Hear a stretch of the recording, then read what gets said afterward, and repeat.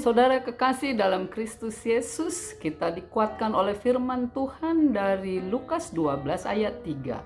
Karena itu apa yang kamu katakan dalam gelap akan kedengaran dalam terang. Dan apa yang kamu bisikkan ke telinga di dalam kamar akan diberitakan dari atas atap rumah. Saudara kekasih dalam Kristus Yesus, nats ini adalah tentang pengajaran khusus kepada murid-murid Yesus. Sebelum Tuhan Yesus membekali pengajaran kepada murid-muridnya, karena Yesus sangat tahu para ahli Taurat dan orang Farisi terus mengintai dan mencari celah untuk menangkap Tuhan Yesus. Maka Yesus membekali murid-muridnya dan menyampaikan agar berhati-hati dalam setiap pembicaraan dan harus mempertanggungjawabkan semua pembicaraannya. Saudara kekasih dalam Kristus Yesus, sama halnya dengan kita. Sebelum dimintai pernyataan keterangan apapun itu tentang orang atau apapun itu, kita dibekali oleh Tuhan dengan penekanan ada 3. Yang pertama adalah tentang tutur kata. Baiklah tutur kita agar selalu mampu membangkitkan dan memotivasi kehidupan orang dengan tutur kata yang sopan dan santun serta tidak menjadi batu sandungan. Oleh karenanya tutur kata ini akan menjadi pegangan setiap orang. Ketika orang itu beretika, berarti tutur katanya akan baik. Yang kedua saudaraku, kita harus berhati-hati. Berhati-hati dalam hal ini adalah seperti Yesus memberikan pengajaran khusus. Dia harus menyampaikan secara khusus. Demikian halnya kita. Ada hal-hal yang khusus yang mungkin orang lain datang mengadu kepada kita. Janganlah kita menjadi penyambung lidah. Janganlah kita mematahkan semangat orang tersebut. Janganlah kita tidak memberikan pencerahan. Tetapi marilah kita berhati-hati dalam setiap mengambil keputusan, dalam setiap mendoakan. Baiklah kita menjadi pendengar yang baik terlebih dahulu.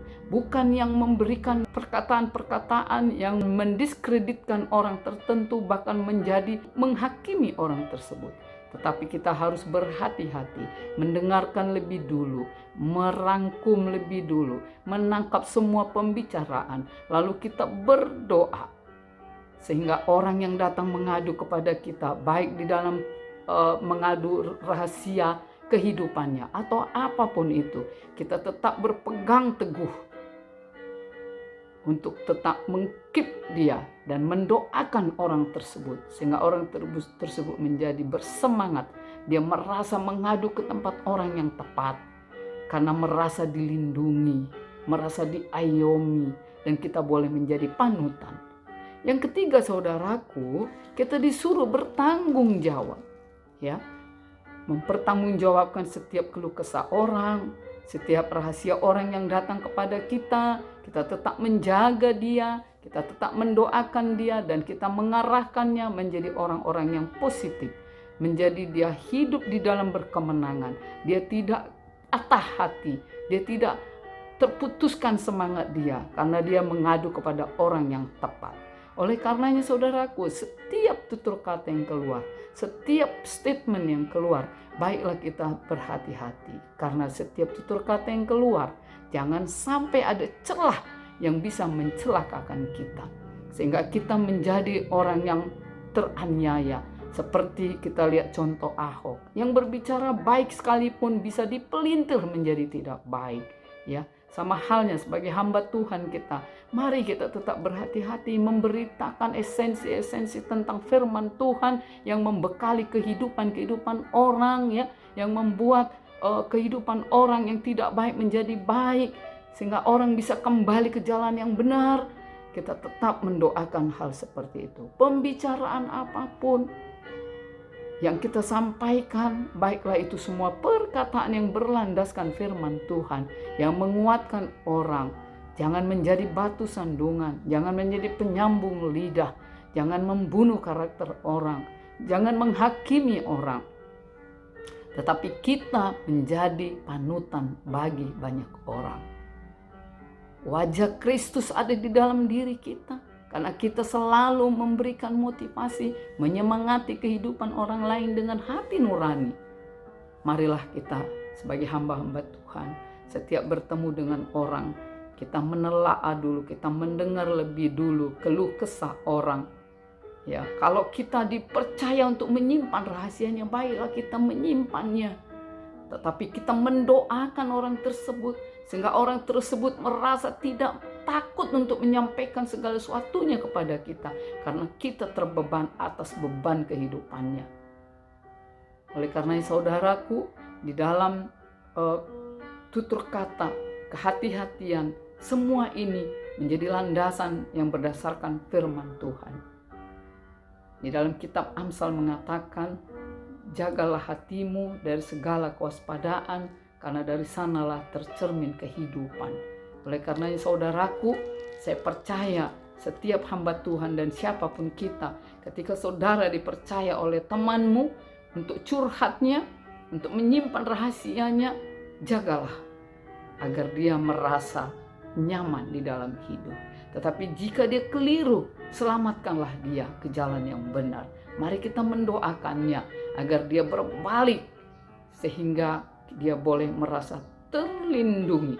Zaman akhir-akhir ini banyak sekali persoalan, banyak problem dalam rumah tangga, banyak problem di dalam pertemanan, banyak problem dalam grup dan komunitas yang sering mencurigai, ya, yang sering sensitif, berpikiran langsung yang kotor, ya, sehingga tutur katanya selalu keluar kata-kata makian, seluruh kebun binatang keluar.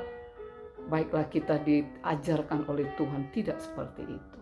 Oleh karenanya saudara kekasih dalam Kristus Yesus, saya mengajak saudaraku, tetaplah berhati-hati, bertutur katalah dengan lemah lembut, ya, beritakanlah kabar-kabar baik, jangan pernah menyambung lidah pemberita kabar bohong.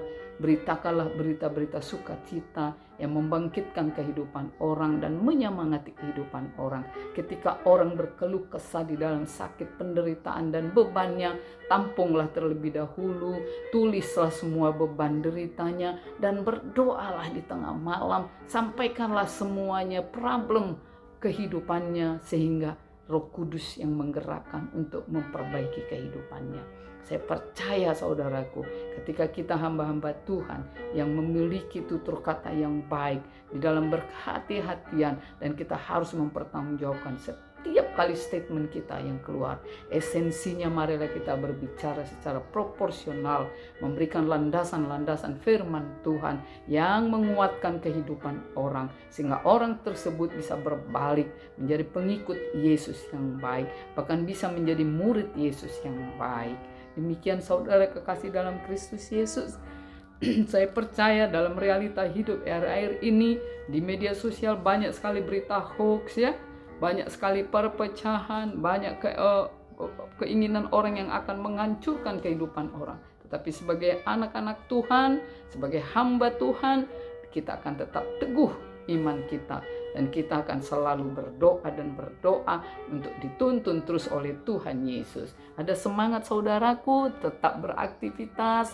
Salam sehat, Tuhan Yesus memberkati. Haleluya, amin.